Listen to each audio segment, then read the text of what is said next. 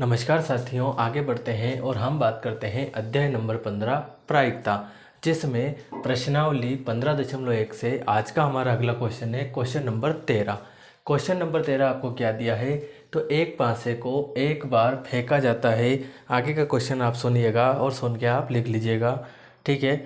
एक पासे को एक बार फेंका जाता है, निम्नलिखित को प्राप्त करने की प्रायिकता ज्ञात कीजिए। एक पासे को एक बार फेंका जाता है, निम्नलिखित को प्राप्त करने की प्रायिकता ज्ञात कीजिए। तो यहाँ पे पहली प्रायिकता एक अभाज्य संख्या प्राप्त करने की ज्ञात करनी है, दूसरी 2 और 6 के बीच स्थित कोई संख्या ज्ञात करनी है, नंबर 3 बताया एक विषम संख्या प्राप्त करने की प्रायिकता ज्ञात करनी है, ठीक है गाइस। तो सबसे पहले हम बात करते हैं, तो हमारी प्रायिकता का सूत्र है अनुकूल परिणाम बटे कुल परिणाम। क्या होता है? अनुकूल परिणाम बटे कुल परिणाम। तो अनुकूल परिणाम जब निकलेगा जब हमारे पास कुल परिणाम होगा, क्योंकि कुल में से ही हम अनुकूल निकालते हैं, ठीक है। कैसे? तो सबसे पहले हम अनुकूल परिणाम निकालेंगे। तो एक पासे को लिख देंगे यहाँ पे, एक पासे को एक बार फेंकने पर प्राप्त परिणाम। तो प्राप्त परिणाम, तो पासे को जब हम एक बार फेंकेंगे तो पासा जो होता है, आपने देखा होगा सांप सीढ़ी वाला, जो सांप सीढ़ी जिससे हम खेलते हैं उसको हम पासा बोलते हैं। कुछ इस प्रकार चौकोट रहता है ना, ये इस टाइप से रहता है। आपने देखा होगा 1 अंक होता है, 2 अंक होते हैं, 3 अंक होते हैं, 4 अंक होते हैं, 5 अंक होते हैं, फिर उसके ऊपर 6 अंक होते हैं, इस टाइप से, ठीक है। तो देखा होगा आपने, उसके ऊपर 1 से 6 तक के नंबर रहते हैं। तो ये 1 2 3 4 5 और ये 6, तो कुल जो है कितने 6 अंक उसके ऊपर अंकित है। तो यहाँ पे अब हम कुल परिणाम भी निकाल सकते हैं। तो क्या लिख देंगे? कुल परिणाम, और कुल परिणाम को NS बोलते हैं। तो कितना हो जाएगा? 1 2 3 4 5 6, टोटल अंक कितने आ रहे हैं? 6 आ रहे हैं। तो 6 आपका कुल परिणाम हो गया है, ठीक है क्या गाइस। तो NS आपने निकाल लिया है। अब हम एक एक लिखते जाएंगे और उसके अनुकूल परिणाम निकालते जाएंगे। अब हमें ज्ञात करना है एक अभाज्य संख्या। तो पहला लिखेंगे अभाज्य संख्या। क्या लिखेंगे? अभाज्य संख्या प्राप्त करने की प्रायिकता। प्राप्त करने की प्रायिकता PE बराबर, तो PE1 दे देना आप, अनुकूल परिणाम। क्या हो जाएगा? अनुकूल परिणाम और बटे में कुल परिणाम। क्या लिख देंगे? अनुकूल परिणाम बटे में कुल परिणाम। तो इसके अनुकूल परिणाम क्या होंगे, पहले वो निकालने पड़ेंगे। अनुकूल परिणाम क्या हो जाएंगे आपके? तो देखो, अनुकूल परिणाम को ये नहीं बोलेंगे। तो हमें ज्ञात क्या करना है? अभाज्य संख्या। तो ये जो कुल संख्या हमारे पास है, इसमें से कौन कौन सी अभाज्य संख्या है? तो अभाज्य संख्या वो संख्याएं होती है जिनमें सिर्फ उन्हीं से भाग लगता है और किसी दूसरी संख्या से भाग नहीं लगाया जा सकता है।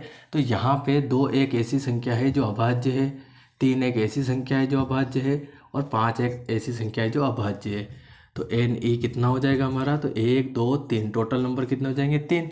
तो हम सूत्र में मान रख देंगे, प्रायिकता PE1 बराबर क्या हो जाएगा? अनुकूल परिणाम हमारे कितने हो जाएंगे? 3, और कुल परिणाम हमारे कितने हैं? 6। तो 3 एकम 3, 3 दूना 6।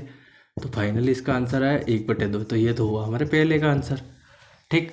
अब हमें दूसरा ये बताना है 2 और 6 के बीच में कोई स्थित कोई संख्या। तो यहाँ पे लिखेंगे 2 और, क्या लिखेंगे? 2 और 6 के बीच स्थित संख्या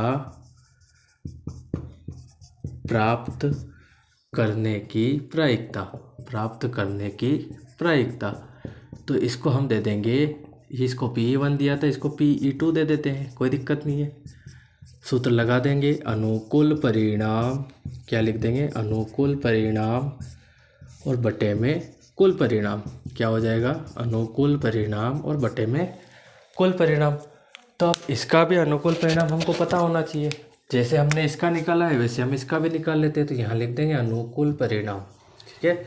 अनुकूल परिणाम, तो अब अनुकूल परिणाम को हम नहीं बोलते हैं, आप लिखना चाहो तो लिख देना, नहीं तो कोई भी दिक्कत नहीं, ठीक है। अब अनुकूल परिणाम क्या हो जाएंगे? तो 2 और 6 के बीच में स्थित संख्या, तो ये 2 और ये 6, इसके बीच में क्या क्या स्थित है? तो इस 2 और 6 के बीच में 3 4 और 5, तो 3 4 और 5, और अगर टोटल इनकी काउंटिंग करेंगे नंबर की तो कितना जाएंगे? 1 2 और 3, ठीक है गाइस। तो मैं यहाँ हल कर रहा हूँ आगे से। तो PE2 बराबर क्या हो जाएगा आपके? PE2 बराबर, अनुकूल परिणाम कितने हो जाएंगे? 3, कुल परिणाम आपके पास कितने? 6, सॉरी ये रहे 6 है ना, 3 एकम 3, 3 दूना 6, तो इसका आंसर भी हमें क्या मिल जाएगा 1/2। ठीक है। अब हम तीसरा देख लेते हैं। तीसरा आपको दिया है एक विषम संख्या, तो यहाँ पे लिखेंगे कि एक विषम संख्या, क्या लिख देंगे, एक विषम संख्या प्राप्त करने की प्रायिकता। तो प्रायिकता PE3 कर देंगे इसको, है ना, तीसरे नंबर की है। तो अनुकूल परिणाम, क्या लिख देंगे, अनुकूल परिणाम, और बटे में आप हो जाएगा कुल परिणाम। ठीक है, कुल परिणाम। तो फिर से बात वही है, इसके भी अनुकूल परिणाम हमें निकालने पड़ेंगे। तो यहाँ पे लिख देते हैं हम अनुकूल परिणाम। तो अब इसके अनुकूल परिणाम क्या क्या हो जाएंगे, तो अनुकूल परिणाम को n ही बोलते हैं यहाँ पे। तो हमें चूँकि विषम संख्या प्राप्त करनी है, तो यहाँ पे अगर हम देखें तो एक विषम संख्या है, 3 विषम संख्या है और 5 विषम संख्या है। तो लिख देते 1, 3 और 5। अगर इनको काउंट करेंगे, टोटल करेंगे तो कितना, 1, 2 और 3। ठीक है, इनको जोड़ना नहीं है, कितने अंक है बस वो गिनना है। तो P(3) करके हम मान रख देंगे। तो अनुकूल परिणाम कितने निकले, 3 है, और कुल परिणाम सबको पता है 6 आ रहा है। तो 3 एकम 3, 3 दूना 6, कुल मिला के 1/2, और ये हो जाएगा इसका आंसर। ठीक है गाइस, काफ़ी बड़ा सवाल था, लेकिन था कुछ नहीं इसमें, इजी क्वेश्चन है बिल्कुल। मेथड एक अगर आपको आता है तो बाकी तो आप ऐसे भी कर सकते हैं। ठीक है गाइस, नोट करिए।